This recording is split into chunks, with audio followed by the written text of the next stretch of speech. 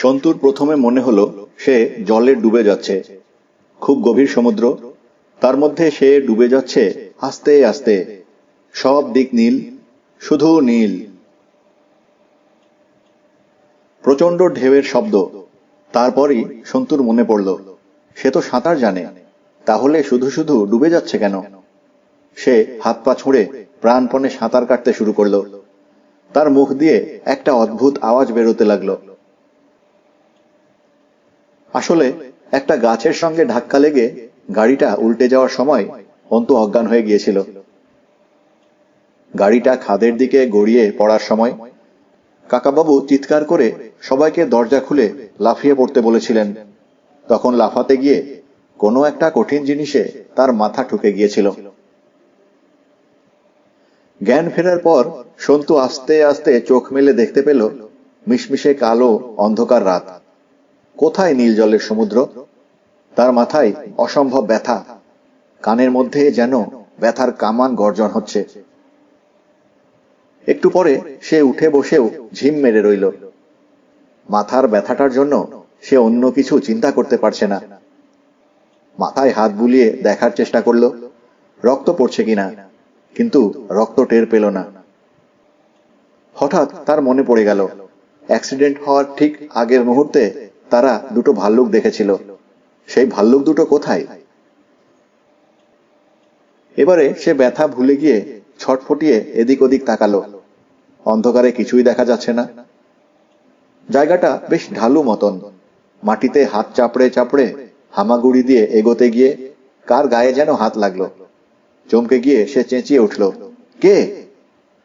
যার গায়ে সন্তুর হাত লেগেছে সেও বলে উঠল, কে?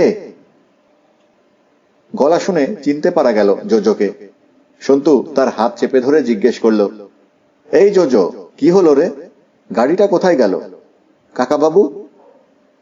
জোজো বলল, তা জানি না। তুই কে রে? সন্তু? ঠিক তো? সত্যি সন্তু তো? হ্যাঁ, আমি। ওরে সন্তু, আমরা বেঁচে আছি না মরে গেছি রে? আমরা বোধহয় মরেই গেছি, গাড়ির অ্যাক্সিডেন্টে। মরার পর এইরকম হয়, চোখে কিছুই দেখা যায় না। দেখ, কি পাগলের মতো বকছিস? তোর হাত পা কিছু ভাঙেনি তো? কি জানি ভেঙেছে কি না, মরার পর আর ব্যথা ট্যাথা টের পাওয়া যায় না। তুই আগে কবার মরেছিস? মরার পর কি হয় তুই জানলি কি করে?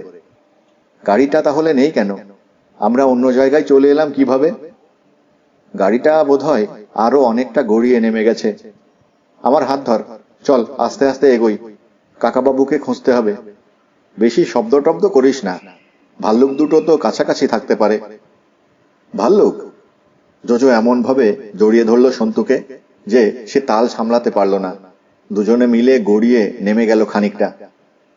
সেই অবস্থাতেও সন্তুর একটু হাসি পেয়ে গেল। জোজো অন্য সময় খুব লম্বা চওড়া কথা বলে, কিন্তু আসলে সে বড্ড ভীতু। অন্ধকার খানিকটা চোখে সয়ে গেলে সন্তু দেখতে পেল ডান পাশে বেশ খানিকটা দূরে গাড়িটা দুটো গাছের ফাঁকে আটকে আছে। সন্তুরা কি এত জোরে লাফিয়েছিল? কিংবা গাড়িটা নামতে নামতে হঠাৎ বোধহয় ডান দিকে বেঁকে গেছে। ইঞ্জিন বন্ধ, আলো জ্বলছে না, কোনো শব্দ নেই। কাকাবাবুর কি হলো? খোঁড়া পা নিয়ে উনি শেষ মুহূর্তে লাফাতে পেরেছিলেন তো? আর লর্ডই বা গেল কোথায়? আর একটু কাছে এগোতেই দেখা গেল গাড়ির পাশে দুটো ছায়ামূর্তি। দুজনেই দাঁড়িয়ে আছেন যখন, তখন কাকাবাবু কিংবা লর্ড কেউই জখম হননি। সন্তু কাকাবাবুকে চেঁচিয়ে ডাকতে যাওয়ার আগেই জোজো কাঁপা কাঁপা গলায় বলে উঠল, ভা ভা ভা। সন্তু বলল, তুই ভাবছিস বুঝি ভাল্লুক? আরে না, গাড়িটার গাছে ধাক্কা খাওয়ার আওয়াজ শুনে নিশ্চয়ই ভাল্লুক দুটো পালিয়েছে। কিন্তু জোজো ঠিকই দেখেছে, একটা ছায়ামূর্তি এপাশে মুখ ফেরাতেই স্পষ্ট চেনা গেল। কোনো সন্দেহ নেই, ভাল্লুকই বটে। অন্ধকারের মধ্যে তাদের ঠিক ওভারকোট পরা মানুষের মতনই মনে হয়, কিন্তু এই গরমকালে কাকাবাবু কিংবা লর্ড কারো গায়েই কোট নেই। তারপরেই যা ঘটল তা দেখে সন্তু একেবারে শিউরে উঠল। গাড়িটার সামনের দরজা খোলা, সেখানে হাত ঢুকিয়ে একটা ভাল্লুক একজন মানুষকে টেনে বার করলো। সঙ্গে সঙ্গে মানুষটিকে চেনা গেল, কাকাবাবু। কাকাবাবু অজ্ঞান হয়ে আছেন। ভাল্লুক দুটো কাকাবাবুকে মেরে ফেলবে। এখন কাকাবাবুকে বাঁচাবার একটাই মাত্র উপায় আছে। সন্তু উঠে দাঁড়িয়েই গলা ফাটিয়ে চিৎকার করতে লাগলো, হেই হেই হেই। জোজো পেছন ফিরে দৌড় মারল। সন্তু পাগলের মতন চিৎকার করতে করতে মাটি থেকে পাথর তুলে তুলে ছুঁড়ে মারতে লাগলো ভাল্লুক দুটোর দিকে।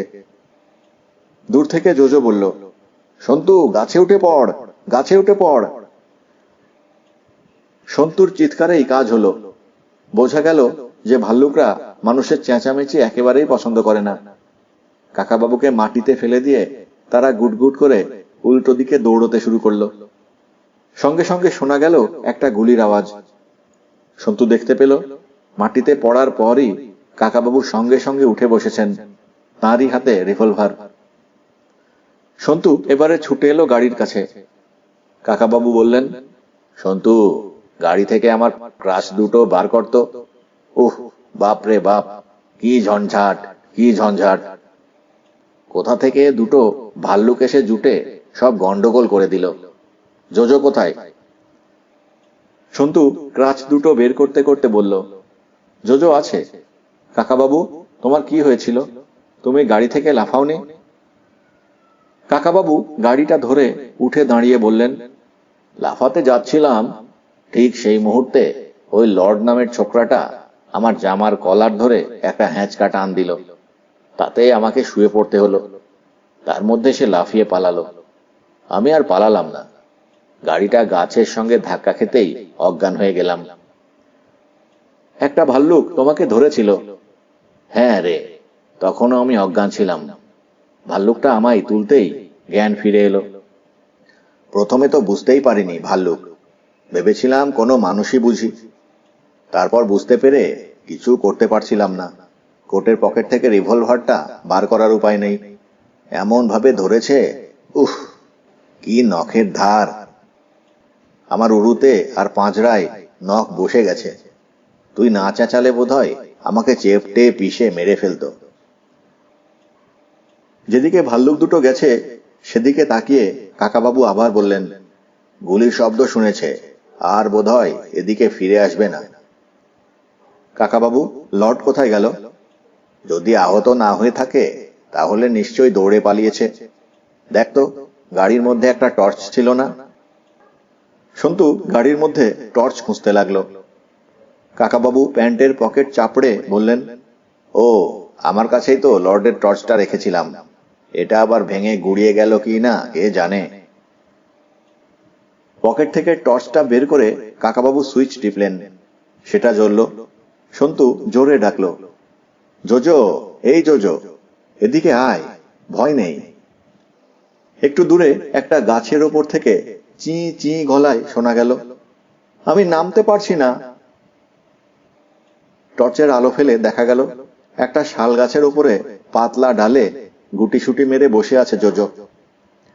শাল গাছ মাটি থেকে অনেকখানি সোজা উঠে যায়, কোনো ডালপালা থাকে না। জোজো ওই গাছে উঠলো কি করে? বিপদের ভয়ে মানুষ কি না করতে পারে। কাকাবাবু বললেন, এ যে দেখছি সেই ভাল্লুকের গপ্পই সত্যি হয়ে গেল। এক বন্ধুকে ছেড়ে আর এক বন্ধু গাছে উঠে গেল। সন্তু বলল, যেমন ভাবে উঠেছিস তেমন ভাবেই নেমে আয়। জোজো বলল, পারবো না, আমার মাথা ঘুরছে, আমি পড়ে যাব। তাহলে তুই থাক ওখানে বসে, আমরা কি করে নামাবো তোকে? কাকাবাবু বললেন, ওহে, তুমি গাছের ডালটা ধরে ঝুলে পড়ো, তারপর হাত ছেড়ে দিলে আমরা নিচের থেকে তোমাকে লুফে নেব। করো করো, তাড়াতাড়ি করো, বেশি সময় নষ্ট করা যাবে না। মাটিতে পা দিয়েই জোজো বলল, আমার জুতো? সন্তু এক ধমক দিয়ে বলল, এখন আমরা তোর জুতো খুঁজবো নাকি? কোথায় ফেলেছিস নিজে দেখ। কাকাবাবু চারদিকে টর্চ ঘুরিয়ে ঘুরিয়ে দেখতে লাগলেন। লর্ডের কোনো চিহ্ন নেই, তার কোনো সাড়া শব্দও পাওয়া যায়নি। গাড়ি থেকে লাফিয়ে নেমেই সে দৌড়ে পালিয়েছে। কাকাবাবু গাড়ির ভেতরটাও ভালো করে খুঁজে দেখে বললেন, গাড়িটা খুব সম্ভবত বেশি ড্যামেজ হয়নি, এখনো চালানো যায়। কিন্তু লর্ড চাবিটা নিয়ে গেছে, যাতে পরে আমরা আর চালাতে না পারি। জোজো সঙ্গে সঙ্গে বলল, ইস, চাবিটা নেই, তাহলে আমি চালিয়ে নিয়ে যেতে পারতাম। সন্তু কাকাবাবুর অলক্ষ্যে জোজোর মাথায় একটা গাঁটটা মারল। এত কাণ্ডের মধ্যেও জোজোর গুল মারার অভ্যাস যায়নি। জোজো আবার গাড়ি চালানো শিখল কবে? কাকাবাবু জিজ্ঞেস করলেন, নারায়ণপুর বাংলো থেকে আমরা কতটা দূরে চলে এসেছি রে সন্তু? খুব বেশি দূর হবে না। সন্তু বলল, বড় জোর 6-7 মাইল। কাকাবাবু বললেন, লর্ড 6-7 মাইল হেঁটেই চলে যেতে পারবে। নিশ্চয়ই ও এদিককার রাস্তাঘাট চেনে। ওখানে আর একটা গাড়ি আছে, সেই গাড়ি নিয়ে সবাই মিলে আমাদের ধরতে আসতে পারে। ওদের কাছে আরো কোনো অস্ত্র থাকাও আশ্চর্য কিছু নয়। অংশুমান চৌধুরী এবারে সহজে ছাড়বে না। সন্তু বলল, আমাদের এই জায়গা থেকে সরে পড়তে হবে। কাকাবাবু জোজোর দিকে তাকিয়ে বললেন, ওহে, তোমার পিসেমশাই মানুষটি খুব সুবিধের নয়। জোজো অমনি বলল, ঠিক বলেছেন, সেই জন্যই তো আমার পিসিমার সঙ্গে ওর ঝগড়া। আমার বাবা বলেছেন, কখনো ওই পিসেমশাইয়ের বাড়িতে যাবি না। তাহলে বারুইপুরে তোমার পিসেমশাইয়ের বাড়িতে সন্তুকে নিয়ে গিয়েছিলে কেন? সে তো শুধু একবার দেখাবার জন্য। তখন কি আমি জানি যে পিসেমশাই আপনাকে চেনেন আর আপনার ওপর ওর খুব রাগ? তা অবশ্য ঠিক। একেই বলে সুখে থাকতে ভূতে কি লই। ভদ্রলোক আমাদের শুধু শুধু এই মধ্যপ্রদেশ পর্যন্ত টেনে এনে এই ঝঞ্ঝাট বাঁধালেন। এখন এই জায়গাটা থেকে দূরে চলে যাওয়াই উচিত। কিন্তু আবার আমরা ভাল্লুক দুটোর খপ্পরে না পড়ে যাই। জোজো বলল, আজকের রাতটা কোনো গাছে চড়ে কাটিয়ে দিলে হয় না? কাকাবাবু বললেন, আমি তো ক্রাচ বগলে নিয়ে গাছে চড়তে পারবো না। তোমরা দুজনে চেষ্টা করে দেখতে পারো। সন্তু জোজোকে জিজ্ঞেস করল, তুই আবার ওই শাল গাছটায় উঠতে পারবি? জোজো বলল, আমি হিমালয়ে গিয়ে অনেক গাছে চড়েছি, তবে সেসব অন্য গাছ। শাল গাছে চড়া ঠিক প্র্যাকটিস নেই। আপাতত আমরা হিমালয়ে যাচ্ছি না, সুতরাং এখানকার গাছেও ওঠা হবে না। কাকাবাবু বললেন, গাড়িটা যেখানে আটকেছে তার খানিকটা নিচেই একটা নদী আছে দেখলাম। ওই নদীর ধারে যাওয়ার দরকার নেই। রাত্রির বেলা অধিকাংশ জন্তু জানোয়ার নদীতে জল খেতে আসে। মধ্যপ্রদেশের এইসব জঙ্গলে বাঘও আছে। রাস্তার ধার ঘেঁষে ঘেঁষে যাওয়াই ভালো, ঠিক রাস্তার ওপর দিয়ে নয়। সন্তু টর্চটা হাতে নিল। সে মাঝে মাঝে আলো জেলে দেখে নিতে লাগলো সামনেটা। অন্যরা চলল তার পেছনে পেছনে। খানিক দূর যাওয়ার পরই একটা গাড়ির আওয়াজ পাওয়া গেল। সন্তু বলল, ওই ওরা আসছে। কাকাবাবু বললেন, এত তাড়াতাড়ি কি লর্ড নারায়ণপুরে পৌঁছে যেতে পারবে? মনে হয় না। হয়তো অন্য কোনো গাড়ি। অন্য গাড়ি হলে আমরা লিফট নিতে পারি। সন্তু বলল, যদি কোনো শর্টকাট থাকে, লর্ড তাড়াতাড়ি পৌঁছে যায়। কাকাবাবু বললেন, তা ঠিক। এসব জায়গায় সন্ধ্যের পর গাড়ি বিশেষ চলেই না। এত রাতে আর কার গাড়ি আসবে? তবু রাওয়ের গাড়ি দেখলে তো আমরা চিনতে পারবো। এখন আমাদের গা ঢাকা দিয়ে থাকাই ভালো, খানিকটা ছড়িয়ে ছড়িয়ে। অন্য গাড়ি হলে চেঁচিয়ে থামাবো। কাকাবাবু রিভলভারটা হাতে নিলেন। সন্তু টর্চ নিভিয়ে দিল।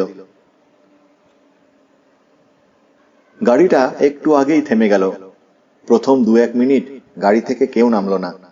ইঞ্জিনের শব্দ হতে থাকলো, ধক ধক ধক ধক করে। জ্বলতে লাগলো হেডলাইট। তারপর গাড়ি থেকে প্রথমে নামলো রাও, তারপর ভীমু, তারপর লর্ড, তার মাথায় একটা ফেটটি বাঁধা। একেবারে শেষে অংশুমান চৌধুরী। রাওয়ের হাতে রাইফেল, অংশুমান চৌধুরীর হাতে তার লাঠি, ভীমুর হাতেও কি যেন একটা রয়েছে। রাও জিজ্ঞেস করলেন, এই জায়গাটাই তো ঠিক? লর্ড বলল, হ্যাঁ, আমার মনে আছে। এ রাস্তা দিয়ে কতবার গেছি। ডান দিকে একটু খুঁজলেই নিশ্চয়ই গাড়িটা পাওয়া যাবে। কেউ কি সিরিয়াসলি ইনজিওর্ড হয়েছে? মনে তো হয় না, কাছাকাছি থাকবে ওরা। অংশুমান চৌধুরী জোরে দুবার নিঃশ্বাস টেনে বললেন, ভীমু, এখানে একটা জন্তু জন্তু গন্ধ পাচ্ছি। ভীমু বলল, কই না তো স্যার, কিছু তো দেখা যাচ্ছে না। দেখা না গেলেও গন্ধ পাওয়া যায়, খুব বিচ্ছিরি বোটকা গন্ধ। লর্ড বলল, এইখানেই ভাল্লুক দুটো ছিল, সেই গন্ধ পেতে পারেন। জঙ্গলে এসে কোনো না কোনো জন্তুর গন্ধ পাবেনই, এড়াবেন কি করে? অংশুমান চৌধুরী বললেন, সে ব্যবস্থাও আমি করে এসেছি। ভীমু, আমার লাঠিটা ধরত। পকেট থেকে তিনি একটা মুখোশ বের করলেন। সেটা দুহাত দিয়ে টেনে ঠিক করতে করতে বললেন, এটা আমার নিজের তৈরি, জঙ্গলের জন্য স্পেশাল। কোনো গন্ধ আমার নাকে আসবে না, হাওয়া ছেঁকে আসবে। অংশুমান চৌধুরী মুখোশটা পরে ফেললেন। সঙ্গে সঙ্গে তার মুখটা বদলে গেল। নাকের জায়গাটা এমন অদ্ভুত, যেন একজন মানুষের দুটো নাক। সেই মুখোশ পরে এদিক ওদিক তাকিয়ে তিনি বললেন, এবার রাজা রায় চৌধুরীকে একটু শিক্ষা দিতে হবে, লোকটার বড্ড বাড় বেড়েছে। রাও বললেন, অংশুমান বাবু, আপনি আর ভীমু এই গাড়িটার কাছে দাঁড়ান, ভালো করে নজর রাখবেন, আমরা অন্য গাড়িটার অবস্থা দেখে আসছি। অংশুমান চৌধুরী বললেন, ঠিক আছে, চটপট ঘুরে আসুন। নিস্তব্ধ রাত, ওদের প্রত্যেকটি কথাই স্পষ্ট শোনা যাচ্ছে। গাড়ির হেডলাইটটা জ্বালাই রয়েছে। মুখোশ পরা অংশুমান চৌধুরীকে মনে হলো অন্য গ্রহের মানুষ। হাওয়ায় একবার গাছের পাতার সরসর শব্দ হলো। একটা বড় ঝুপসি গাছের মধ্যে কিসের যেন একটা ঝটাপটির আওয়াজ শোনা গেল। অংশুমান চৌধুরী বললেন, ভীমু, দেখে আয় তো, ওখানে কেউ লুকিয়ে আছে কি না। ভীমু বলল, না স্যার, মনে হচ্ছে পাখির বাসায় সাপ ঢুকেছে। তুই কি করে বুঝলি? পাখির বাসায় সাপ কেন ঢুকতে যাবে? সাপ তো মাটির গর্তে থাকে। সাপ পাখির ডিম কিংবা বাচ্চা চুরি করে খেতে যায়। সাপেরা চোর হয়। ঠিক আছে, তোর কথা সত্যি কি না দেখা যাক। অংশুমান চৌধুরী তার লাঠিটা তুলে টিপ করলেন। ঝুপসি গাছটায় এখনো ঝটাপটির শব্দ শোনা যাচ্ছে। অংশুমান চৌধুরীর লাঠির ডগা থেকে কয়েক ঝলক আগুনের শিখা ছুটে গেল সেই দিকে। গুলি নয়, কারণ কোনো শব্দ নেই, শুধু আগুন। সঙ্গে সঙ্গে সেই গাছের খানিকটা অংশ ঝলসে গেল, আর চি চি চি করে কয়েকটা বাচ্চা পাখির কান্না, আর ক্রোয়া ক্রোয়া শব্দে একটা বড় পাখির আর্তনাদ। তারপর বাসা সমেত পাখিগুলো খসে পড়ল মাটিতে। অংশুমান চৌধুরী বললেন, যা ভীমু, দেখে আয় ওর মধ্যে সাপ আছে নাকি। প্রায় 200 গজ দূরে একটা মোটা শিমুল গাছের গুঁড়ির আড়ালে দাঁড়িয়ে কাকাবাবু সব দেখছেন। আস্তে আস্তে সন্তু আর জোজো তার পাশে এসে দাঁড়ালো। কাকাবাবু ঠোঁটে আঙুল দিয়ে ওদের নিঃশব্দ থাকতে বললেন। তারপর আর একটা হাতের ইঙ্গিত করে ওদের বোঝালেন পিছিয়ে যেতে। তিনি নিজেও এক পা করে পেছোতে লাগলেন। বড় রাস্তা ছেড়ে তারা চলে এলেন অনেকখানি বনের গভীরে। কাকাবাবু রিভলভার হাতে নিয়ে মাঝে মাঝেই ঘুরে দেখছেন চারদিক। হঠাৎ কোনো হিংস্র জানোয়ার সামনে পড়ে যাওয়া আশ্চর্য কিছু নয়। একটা ফাঁকা জায়গা দেখেও তিনি থামলেন না। সন্তু আর জোজোকে ফিসফিস করে বললেন, ওরা আমাদের খুঁজবে। প্রথমে রাস্তার ওই দিকটাই, যেদিকে গাড়িটার অ্যাক্সিডেন্ট হয়েছে সেই দিকেই দেখবে, তারপর এদিকে আসবে। ওদের কাছে ভালো অস্ত্রশস্ত্র আছে। সম্ভবত রাওয়ের গাড়ির বুটে কিংবা নারায়ণপুরের ওই বাড়িতে এসব জমা করা ছিল। ওদের সামনাসামনি পড়ে গেলে আমাদের ধরা দিতেই হবে, বুঝলি? সেই জন্যে আমাদের আরো অনেকটা ভেতরে চলে যাওয়া দরকার। এবারে কাকাবাবু টর্চটা মাটির দিকে মুখ করে জ্বালালেন। গোল করে খানিকটা জায়গা দেখে নিয়ে আবার বললেন, বড় বড় জন্তু জানোয়ারকে বেশি ভয় নেই, তারা চট করে মানুষকে আক্রমণ করে না। কিন্তু দেখিস হঠাৎ কোনো সাপের গায়ে পা না পড়ে যেন। আমি আলো দেখাবো, তোরা আমার পেছন পেছন আয়। আরো প্রায় 1 ঘন্টা চলার পর কাকাবাবু থামলেন। বড় বড় কয়েকটা নিঃশ্বাস নিয়ে বললেন, ওহ, হাঁপিয়ে গেছি। গাড়ি ছেড়ে ওরা এতটা দূরে আসবে বলে মনে হয় না। এবারে বিশ্রাম নেওয়া যাক। জঙ্গলের মাঝখানে মাঝখানে হঠাৎ হঠাৎ খানিকটা ফাঁকা জায়গা দেখা যায়। এই জায়গাটাও সেরকম ফাঁকা, এমনকি সামান্য ঘাসও নেই। এদিক ওদিকে ছড়ানো কয়েকটা পাথর। একপাশে একটা গাছ ঠিক মাঝখান থেকে ভাঙা, দেখলে মনে হয় হাতিতে ভেঙেছে। আকাশ মেঘলা, চাঁদ বা একটা তারাও দেখা যাচ্ছে না। কাকাবাবু সেই ফাঁকা জায়গাটার ঠিক মাঝখানে বসে পড়ে বললেন, এখানেই রাতটা কাটিয়ে যাওয়া যাক। তোরা দুজনে শুয়ে পড়, ঘুমিয়ে নে, আমি পাহারা দিচ্ছি। সন্তু বলল, ঘুমোবার দরকার নেই, আমরাও জেগে থাকব। জোজো বলল, হ্যাঁ, আমরাও জেগে থাকব। কাকাবাবু বললেন, সবাই মিলে জাগার তো কোনো মানে হয় না, না ঘুমিয়ে পারা যাবে না। কাল অনেকখানি হাঁটতে হবে, আমাকেও ঘুমিয়ে নিতে হবে খানিকটা। রাত্রিটা তোরা ঘুমো, ভোর হওয়ার পর আমিও ঘন্টা দুয়েক ঘুমিয়ে নেব। সন্তু আর জোজো তবু আপত্তি করতে লাগলো। কাকাবাবু বললেন, ঠিক আছে, তোরা শুয়ে থাক, যদি ঘুম আসে তো ঘুমোবি। একটু পরেই জোজোর নাক দিয়ে পিঁচ পিঁচ শব্দ হতে লাগলো। সন্তু তখনও ঘুমোয়নি। হঠাৎ বহু দূরে একটা যেন রাইফেলের গুলির শব্দ হলো। সন্তু তখনই উঠে বসলো ধড়মড়িয়ে। কাকাবাবু বললেন, ওরা কাকে গুলি করছে? সন্তু বলল, বোধহয় সেই ভাল্লুক। হ্যাঁ, হতে পারে। ভাল্লুক খুব কৌতূহলী প্রাণী, সহজে ওই জায়গা ছেড়ে যাবে না, ওখানেই ঘুরঘুর করবে। কাকাবাবু, এদিকে কি যেন ছুটে আসছে। কাকাবাবু রিভলভার তুলে ডান দিকে ফিরলেন। জঙ্গলের শুকনো পাতার খড়খড় শব্দ হচ্ছে, কিছু যেন ছুটে আসছে এদিকেই। কাকাবাবু কান খাড়া করে আওয়াজটা শুনে বললেন, মানুষ নয়, বুনো শুয়োর হতে পারে। তারপরেই তিনি দেখতে পেলেন বনের মধ্যে পাশাপাশি দুজোড়া জলজলে চোখ। অন্ধকারে যে কোনো জন্তুর চোখই আগুনের মতন জ্বলে। শিকারীরা ওই চোখের রং দেখে বুঝতে পারে কোনটা কি প্রাণী। কাকাবাবু বললেন, ও দুটো খরগোশ, দেখ চোখ কতটা নিচুতে। সত্যি দুটো খরগোশ জঙ্গল ছেড়ে চলে এলো ফাঁকা জায়গায়। এখানে যে কয়েকজন মানুষ রয়েছে সেজন্য তারা ভ্রুক্ষেপও করল না, ঊর্ধ্বশ্বাসে ছুটে গেল অন্যদিকে। তারপর আর কোনো শব্দ নেই।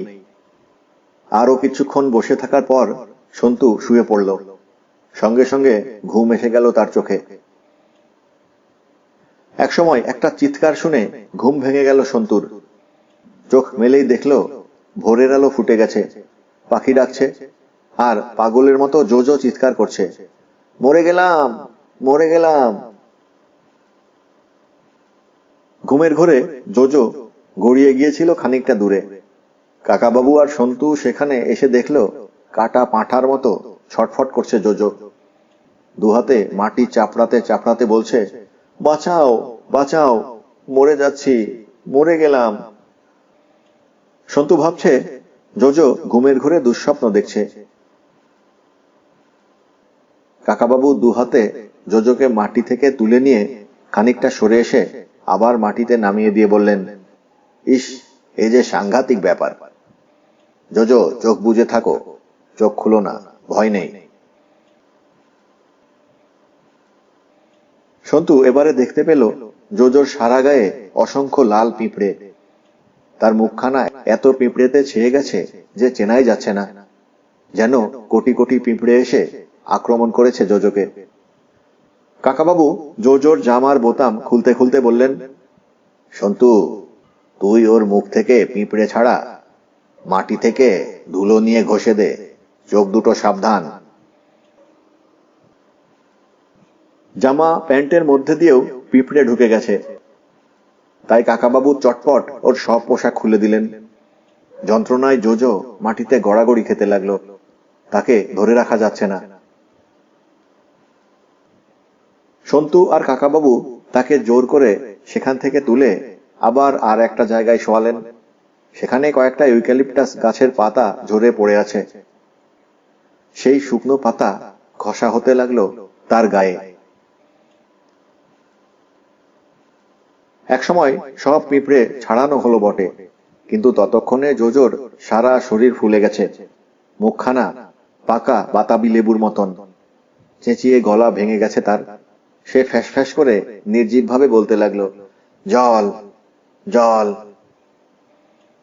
পিঁপড়ে ছাড়াতে গিয়ে কাকাবাবু আর সন্তুরও কম পরিশ্রম হয়নি। তাদেরও জল তেষ্টা পেয়ে গেছে। এখন জল কোথায় পাওয়া যায়? কাকাবাবু বললেন, জোজোর দোষ নেই, গড়াতে গড়াতে খানিকটা দূরে চলে গেছে তো। ওখানে একটা উঁচু মতন ঢিবি, ওটা লাল পিঁপড়ের বাসা। ঘুমের ঘোরে জোজো ওই ঢিবিটাকে বালিশ বলে জড়িয়ে ধরেছে। ঢিবিটা ভেঙে যেতেই পিলপিল করে পিঁপড়েরা বেরিয়ে এসে ওকে আক্রমণ করেছে। সন্তু বলল, ওর গাঢ় ঘুম। আমার গায়ে প্রথমে একটা দুটো পিঁপড়ে উঠলেই আমি জেগে যেতাম। কাকাবাবু বললেন, আমাকেও এর মধ্যে কয়েকটা পিঁপড়ে কামড়ে দিয়েছে। ওইটুকু প্রাণীর কি বিষ! আমার হাত জ্বালা করছে। সন্তু জোজোর সামনে মুখ ঝুঁকিয়ে বলল, জোজো, জোজো, এখন উঠতে পারবি? জোজো ফিসফিস করে বলল, আমি চোখ মেলতে পারছি না। আমি কি মরে গেছি? জোজোর চোখের পাতা দুটো ফুলে ঢোল হয়ে গেছে। কাকাবাবু জোজোর প্যান্ট আর শার্ট ঝেড়ে মুছে দেখে নিলেন তার মধ্যে আর পিঁপড়ে আছে কি না। তারপর সন্তুকে বললেন, এগুলো পরিয়ে দে। ও যদি হাঁটতে না পারে ওকে বয়ে নিয়ে যেতে হবে, আর নীলমূর্তি খুঁজতে যাওয়া হবে না। এখন ছেলেটার চিকিৎসা করানোই সবচেয়ে আগে দরকার। সন্তু জোজোর পোশাক পরিয়ে দিল। তারপর বলল, জোজো, জোজো, আমি তোর হাত ধরছি, একটু উঠে দাঁড়াবার চেষ্টা কর। জোজো বলল, পারছি না, গলা শুকিয়ে গেছে, আমি মরে যাচ্ছি রে সন্তু। এরই মধ্যে জোজোর গায়ে সাংঘাতিক জ্বর এসে গেছে। সে থরথর করে কাঁপছে। সন্তু বলল, আমি ওকে কাঁধে করে নিয়ে যেতে পারি। কাকাবাবু, তুমি একটু ধরো। কাকাবাবু ক্রাচ দুটো রেখে জোজোকে তুলে দিতে গেলেন সন্তুর কাঁধে। হঠাৎ একটা কুকুরের ডাক শুনে দুজনেই চমকে তাকালেন সামনের দিকে। ফাঁকা জায়গাটার একধারে জঙ্গলের প্রান্তে দাঁড়িয়ে আছে তিনজন মানুষ। তাদের খালি গা, পরনে নেংটি, হাতে তীর ধনুক, আর প্রত্যেকের পাশেই একটা করে কুকুর।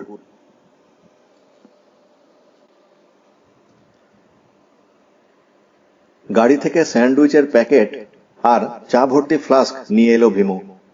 নদীর ধারে বালির ওপর একটা ম্যাপ সামনে বিছিয়ে বসে আছেন অংশুমান চৌধুরী। ভীমু কাগজের গেলাসে চা ঢেলে একটা করে দিল সবাইকে। সবেমাত্র ভোর হয়েছে, শোনা যাচ্ছে নানা রকম পাখির ডাক। হাওয়ায় বেশ শীত শীত ভাব। নদীর ওপারের জঙ্গলে দেখা যাচ্ছে নতুন সূর্যের রেশমি লাল ছটা। অংশুমান চৌধুরীর মুখে সেই দুটো নাকওয়ালা মুখোশ, দুই কানে লাগানো একটা ওয়াকম্যানের মতো যন্ত্র, যাতে বাইরের যে কোনো আওয়াজের মধ্যে থেকে ছেঁকে শুধু মানুষের গলার আওয়াজ যায়। পায়ে হাঁটু পর্যন্ত গামবুটের মতন জুতো। চা ও স্যান্ডউইচ খাওয়ার পর অংশুমান চৌধুরী বললেন, এবার দেখা যাক রাজা রায় চৌধুরী আর ছেলে দুটো কোন দিকে যেতে পারে। এখানে জঙ্গল বেশি ঘন নয়, দিনের বেলা এখানে ওরা বেশিক্ষণ লুকিয়ে থাকতে পারবে না। লর্ড বলল, আমার মনে হয় রাস্তার অন্য কোনো গাড়িতে লিফট নিয়ে ওরা এতক্ষণ কোন্ডাগাঁওয়ে ফিরে গেছে। রাজা রায় চৌধুরী কলকাতায় ফেরার জন্য খুব ব্যস্ত হয়েছিল। রাও বললেন, রাজা রায় চৌধুরীকে আর খোঁজাখুঁজি করে লাভ কি? আমাদের নীল মূর্তিটা উদ্ধার করা নিয়ে কথা, আপনিই তো সেটা পারবেন। রাওয়ের দিকে ফিরে কটমট করে তাকিয়ে অংশুমান বললেন, রাজা রায় চৌধুরীকে আমি আগে ন্যাড়া করে তবে ছাড়ব। কয়েকবার জোরে জোরে নিঃশ্বাস নেওয়ার পর তিনি একটু শান্ত হলেন। তারপর আস্তে আস্তে বললেন, রাজা রায় চৌধুরীকে তোমরা চেনো না, অতি ধুরন্ধর লোক। একবার সে যখন ব্যাপারটা বুঝে ফেলেছে তখন সহজে হাল ছাড়বে না। রাজা রায় চৌধুরী এখন দুটো ব্যাপার করতে পারে। হয় সে জগদলপুর গিয়ে পুলিশকে সব কথা জানাবে, তারপর পুলিশ বাহিনী নিয়ে এসে আমাদের আটকাবে। কিংবা সে নিজেই অবুঝমারের দিকে চলে গিয়ে আমাদের আগেই নীলমূর্তিটা হাতিয়ে নেওয়ার চেষ্টা করবে। রাও জিজ্ঞেস করলেন, উনি আমাদের আগে ওখানে কি করে পৌঁছবেন? অনেকটা দূর তো। অংশুমান ম্যাপে আঙুল দেখিয়ে বললেন, এই দেখো নারায়ণপুর, এইদিকে জগদলপুর, আর এই যে এখানে অবুঝমাড়। এখান থেকেও আরো 14-15 মাইল যেতে হবে পাহাড়ি রাস্তায়। লর্ড বলল, রাজা রায়চৌধুরী খোঁড়া লোক, 15 মাইল পাহাড়ে উঠতে তার সারাদিন লেগে যাবে, যদি শেষ পর্যন্ত উঠতে পারে। অংশুমান বললেন, আমি ওকে কোনো ব্যাপারে বিশ্বাস করি না। আমাদের এখন উচিত যত তাড়াতাড়ি সম্ভব অবুঝমাড় পাহাড়ের কাছে পৌঁছে ঘাঁটি গেড়ে বসে থাকা। ভীমু বলল, কারা যেন আসছে। সবাই মুখ তুলে তাকালো। নদীর ওপারের জঙ্গলের মধ্যে থেকে বেরিয়ে এলো কয়েকজন লোক, তাদের হাতে একটা করে টাঙ্গি। জঙ্গলের মধ্যে দিয়ে সরু পায়ে চলা রাস্তা আছে, নদীতে জল কম, অনায়াসে হেঁটে পার হওয়া যায়। লর্ড বলল, ওরা নিরীহ সাধারণ লোক, জঙ্গলে কাঠ কাটতে এসেছে। রাও বললেন, ওরা নদী পেরিয়ে এদিকেই আসছে মনে হচ্ছে। লর্ড বলল, আসুক না, ওরা আমাদের দেখলেও কিছু বলবে না, এখানকার লোকেরা খুব কম কথা বলে। অংশুমান চৌধুরীর মুখে একটা দুষ্টুমির হাসি ফুটে উঠল। তিনি বললেন, এবার তোমাদের একটা এক্সপেরিমেন্ট দেখাচ্ছি। ভীমু, আমার হ্যান্ডব্যাগটা নিয়ে আয় তো গাড়ি থেকে। ভীমু দৌড়ে গাড়ি থেকে একটা বেশ মোটাসোটা ব্যাগ নিয়ে এলো। অংশুমান সেটা খুলে প্রথমে বেশ বড় সেন্টের শিশির মতন শিশি বার করলেন। তাতে স্প্রে করার ব্যবস্থা আছে। তারপর নিজে যেমন মুখোশ পরে আছেন সেরকম আরো কয়েকটা মুখোশ বার করে অন্যদের বললেন, এগুলো তোমরা মুখে লাগিয়ে নাও। লর্ড প্রতিবাদ করে বলল, আমরা মুখোশ পরব কেন? এগুলো বিচ্ছিরি দেখতে। অংশুমান তাকে ধমক দিয়ে বললেন, যা বলছি করো, সময় নষ্ট করো না। উল্টো দিকের লোকগুলো বোধহয় অনেকটা হেঁটে এসেছে, তাই তক্ষুনি নদী পার না হয়ে কয়েকজন বসে জিরোতে লাগলো। কয়েকজন নদীর জলে চোখ মুখ ধুতে শুরু করলো। একজন গাছের নিচু ডালে উঠে দোল খেতে লাগলো বাচ্চাদের মতন। অন্যদের মুখোশ লাগানোর পর অংশুমান উঠে দাঁড়িয়ে বললেন, এইবার দেখো আমার খেলা। তিনি এগিয়ে গিয়ে নদীর একেবারে ধারে গিয়ে দাঁড়ালেন। ওপারের লোকগুলো তাকে দেখতে পেয়ে অবাক হয়ে তাকিয়ে আছে। অংশুমান হাতের শিশিটা উঁচু করে তুলে ফোঁস করে স্প্রে করতে লাগলেন তাদের দিকে। কয়েকবার মাত্র এই রকম করে তিনি ফিরে এসে আগের জায়গায় বসে পড়ে বললেন, এইবার দেখো মজাটা, কেউ কথা বলো না। ওপারের লোকগুলো মাথার উপর হাত তুলে হাই তুলতে লাগলো।